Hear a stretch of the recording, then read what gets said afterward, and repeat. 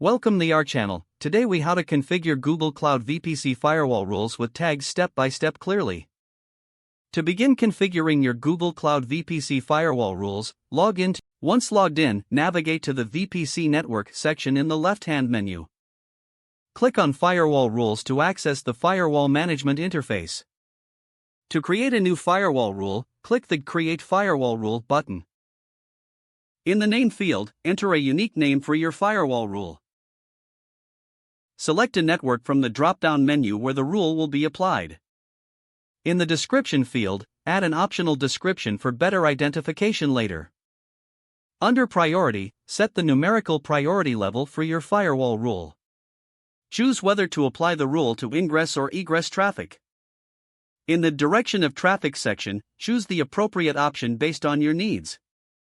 Under Action on Match, select Allow or Deny depending on your requirement. Next, locate the Targets section to specify to which instances the rule will apply. Select all instances in the network if you want the rule to apply to all instances. Alternatively, choose Specified Target Tags to narrow the application to specific instances. If you select target tags, enter the tags you want to associate with this rule. Next, move to the Source Filter section. If your rule is for ingress traffic, choose Allow from IP ranges. Enter the IP ranges from which traffic will be allowed. For egress traffic, you will similarly specify the destination filter. Next, under Protocols and Ports, select the protocols applicable to you. You can specify both TCP and UDP protocols and enter the desired ports.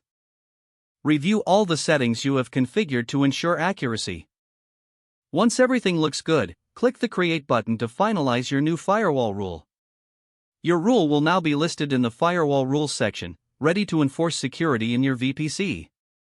It's essential to monitor the effectiveness and functionality of the newly created firewall rule regularly. With these steps, your Google Cloud VPC firewall rules are successfully configured using tags. If the page does not load, refresh the browser or try again in a private or incognito window. Make sure you are using the correct email address, then retype it carefully to avoid small typos. If your password is not accepted, use the Reset option and create a new strong password you can remember.